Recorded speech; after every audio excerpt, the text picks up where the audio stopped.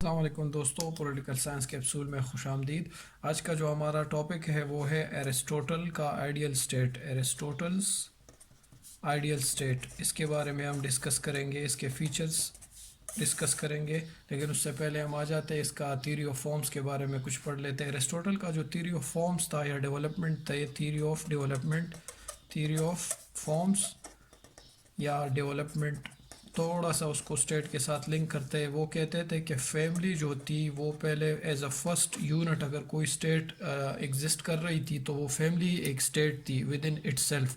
پھر وہ کیا ہوگی کہ ٹرائبز میں اور کلینز میں اور ان چیزوں میں وہ ہو گئی، اور اس کے بعد سٹی اسٹیٹ تک آ گئی۔ تو یہاں تک تو وہ جب وہ خود انہوں نے کانسیپٹ دیا تھا یہ تھا۔ جب ہم اسٹیٹ کی ایولوشن کو پڑھتے ہیں پولیٹیکل سائنس کے تھیوری میں، تو ہم کہتے ہیں کہ فیملی، ٹرائب، سٹی اسٹیٹ، اور اس کے بعد پھر کیا بنے، امپائرز بنے، اور اس کے بعد کیا بنے، ہمارے جو نیشنل ٹیریٹوریل جو اسٹیٹس ہے یا نیشن اسٹیٹ ہے وہ بنے۔ یہ تو اس کی ایولوشن کا پارٹ ہو گیا۔ لیکن اب ہم آتے ہیں کہ اس کو ایک فیملی کو وہ کہتا ہے انسٹیٹیوشن، ایرسٹوٹل، کہ یہ ایک انسٹیٹیوشن ہے، لیکن یہ کیا ہے، پرسنل انسٹیٹیوشن ہے، اور وہ کسی پرسنل گڈ کو اچیو کرنے کے لیے بنا ہوتا ہے۔ اب ہمیں اسٹیٹ کی ضرورت کیوں، وائی اسٹیٹ کیوں بنایا جاتا ہے؟ وہ کہتا ہے کہ اسٹیٹ جو ہوتا ہے ایک امپرسنل انسٹیٹیوشن ہوتا ہے جو سب کے گریٹسٹ گڈ کو ایشور کرنے کے لیے بنایا جاتا ہے، گریٹسٹ گڈ۔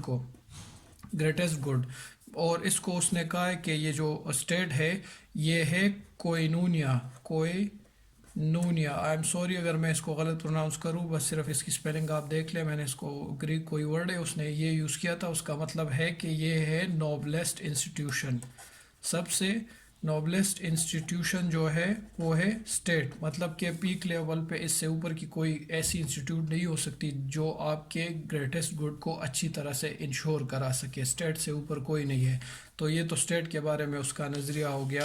اور دوسری چیز، اب اس کے فیچرز کے بارے میں اگر پڑھیں ہم، کہ اس کے آئیڈیل اسٹیٹ اس کا پالٹی تھا، ریپبلک کس کا تھا، پلیٹو کا تھا، اور پالٹی جو ہے اس کا ہے۔ اس میں پہلی چیز جو وہ کہہ رہا ہے وہ ہے پرنسپل آف موڈریشن۔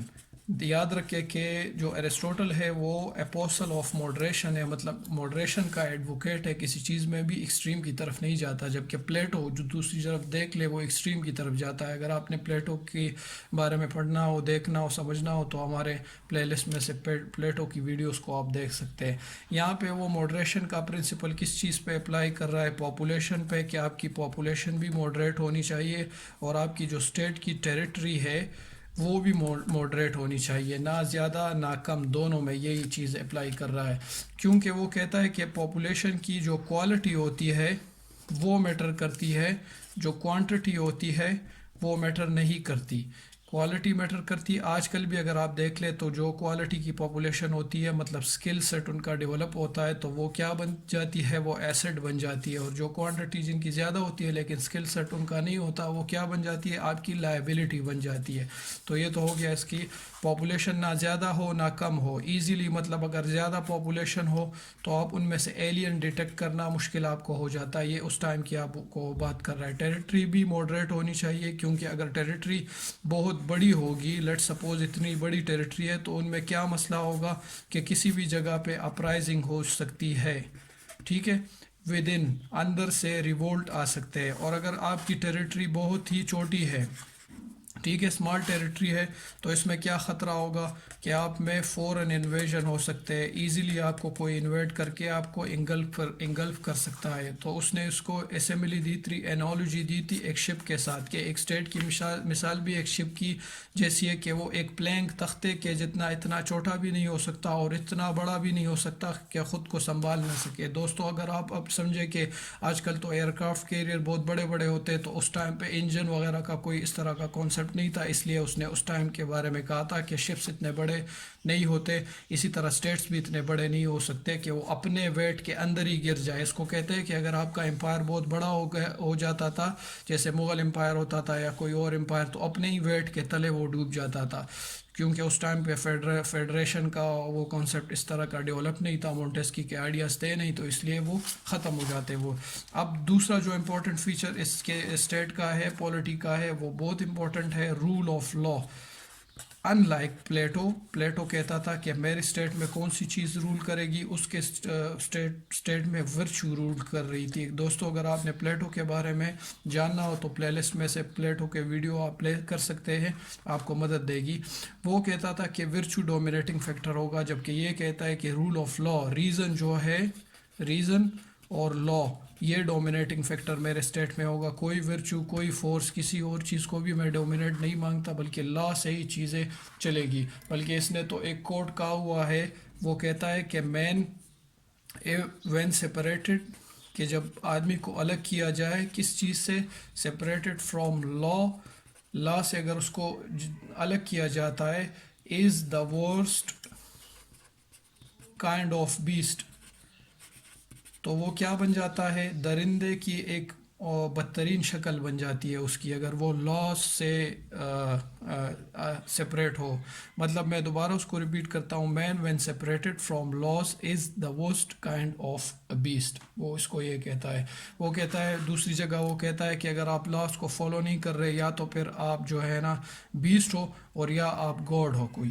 ٹھیک ہے، تو لاز اس کی اسٹیٹ میں ضروری ہے، جو چیزیں ڈومینیٹ کرے گی وہ لاز ڈومینیٹ کریں گے، اور کوئی چیز بھی ڈومینیٹ نہیں کرے گی. تھرڈ اگر ہم اس پہ آ جائے کہ فنکشنز آف اسٹیٹ، وہ ڈیفائن کرتا ہے کہ فنکشنز آف اسٹیٹ کیا ہوگے. فنکشنز کہ اسٹیٹ کو کوئی فنکشنز بھی اس نے دیے ہے نا، کہ وہ کیا کیا کام کریں گے. تو سب سے جو امپورٹنٹ فنکشن ہے وہ ہے آپ کی امپرومنٹ. جو سٹیزن اس میں رہ رہے ہوں گے نا، جو اس کے سبجیکٹس ہوں گے، سبجیکٹس کی یا ماسس کی امپرومنٹ، مطلب کہ ان کی پروگریس، یہ سب سے امپورٹنٹ فنکشن اس نے اسٹیٹ کو دیا ہے. جبکہ اس کے اسٹیٹ میں اگر آپ دیکھ لیں، پلیٹو کے اسٹیٹ میں آپ کو کلاسز میں ڈیوائڈ کر دیا جاتا تھا، 1 2 3، جو آرٹیزنز، ایڈمنسٹریٹر اور ڈیفینڈر ہوتے تھے، آپ اسی میں رہ جاتے تھے. جبکہ اس کے اسٹیٹ میں یہ چیز نہیں ہے. یہاں پہ 1 پرسن 1 رول تھا، ایک بندہ ایک ہی کام فار ایور کرتا تھا، اسٹیٹک سسٹم تھا اس کا، پلیٹو کا. جبکہ ایرسٹوٹل کا کیا ہے، یہاں پہ ڈائنامک سسٹم ہے. آپ اپ دا رینک جا سکتے ہیں، سوسائٹی میں موو کر سکتے ہیں اپ دا رینک. اور دوسری چیز کیا ہے کہ اس کی جو ایجوکیشن سسٹم جو ہے، وہ اپنے ماسس کے اندر جو ہے وہ ورچوز کو، ٹھیک ہے، اور انسٹنکٹس کو کیا کرے گی، ڈیولپ کرے گی، اس کی کوشش کرے گی. ان کی طرح سے ہی لیبل لگا کے کلاس کو اسائن نہیں کر لے گی کہ آپ بھیا فیل ہو کے آرٹیزن میں آ گئے، یا ڈیفینڈر میں آ گئے، یا فلاسفر کنگ بن گئے. پلیٹو کی طرح کا کام یہاں پہ نہیں ہے. یہاں پہ 1 پرسن 3 جاب کر سکتا ہے، بٹ لیکن ایک ایج لمٹ پہ. اگر لیٹ سپوز وہ ینگ ہے تو وہ ڈیفینڈر ہوگا، اور اگر ینگ سے تھوڑی وہ ایج اس کی بڑھ جائے تو پھر کیا ہوگا، ایڈمنسٹریٹو رول میں چلا جائے گا، اور اگر بوڑھا ہو جائے تو ریلیجیس جابس پہ چلا جائے گا. تو it means 1 person is doing 3 jobs but at different times پہ وہ کام کر رہا ہے. اور ڈیولپمنٹ کے آئیڈیا کو بھی اس نے بہت زیادہ وہ دیا ہے، فوکس کیا ہے کہ. اور دوسری چیز جو اس نے امپورٹنٹ کہی ہے کہ state can not be better than its people. یہ یاد رکھے کہ state can not be better, ٹھیک ہے، دین اٹس پیپل. تو جیسے لوگ ہوں گے ویسے ہی ان کا دیش ہوگا یا اسٹیٹ ہوگا. اس کا مطلب یہ ہے کہ اس لیے پرائم امپورٹنٹ کی اس کے نزدیک کون ہے، لوگ ہے. کہ لوگوں پہ ہم کام کریں گے تو اسٹیٹ کے بارے میں ہم یہ کہہ سکیں گے کہ اسٹیٹ اچھا ہے، اور اگر لوگ پہ کام نہیں کریں گے تو اسٹیٹ ہی صحیح نہیں ہوگا. دوسری چیز یہ کہتا ہے کہ اسٹیٹ کی یہ ذمہ داری ہے کہ وہ آپ کو گائیڈ کر لے، کہ ٹو نو یور سیلف، کہ آپ اپنے آپ کو جان لے، اپنی فیکلٹیز کو جان لے، اپنی انسٹنکٹس کو جان لے، اپنی ایبیلٹیز کو جان لے. ٹو نو یور سیلف، کہ آپ اپنے آپ کو جان لے. اور اس کے بارے میں وہ کوٹ کرتا ہے کہ knowing your self is the beginning of all wisdom. ٹھیک ہے، یہ اس کا کوٹ ہے. اب اگر ہم آگے جائیں تو وہ کہتا ہے کہ کمرشلی اسٹیٹ کیسے ہوگا. ٹھیک ہے، کمرشلی. تو اگر آپ دیکھ لیں دوستو، تو بی سی سے لے کے کرسچینٹی تک، ٹھیک ہے، بی سی سے لے کے کرسچینٹی تک ایک چیز سمجھی جاتی تھی، اور وہ یہ تھی کہ پروفٹ جو ہے وہ کیا ہے، وہ ایول ہے. اس لیے آپ نے پروفٹ نہیں جمع کرنا، آپ نے صرف کیا رہنا ہے، سیلف سفیشینٹ رہنا ہے، ٹھیک ہے۔ اس ٹائم پہ یہ تھا کہ آپ پروفٹ جو ہے وہ ایول ہے وہ نہیں جمع کرنا، صرف آپ نے سیلف سفیشینٹ رہنا ہے، مطلب پروفٹ میکسیمائزیشن آپ نے نہیں کرنی۔ تو اس کی فلسفی میں بھی یہی پایا جاتا ہے کہ commercially state should only be self sufficient, no it shouldn't maximize the profit, ٹھیک ہے، سمپل سی بات ہے، کیونکہ پروفٹ سے ایولز آتے ہیں اور یہ لوگ نہیں چاہتے تھے کہ ایولز آئے اسٹیٹ میں۔ تو اگلی چیز جو اس کے امپورٹنٹ ہے وہ ہے پراپرٹی کے بارے میں، کہ اسٹیٹ میں پراپرٹی کا کیا کانسیپٹ ہوگا۔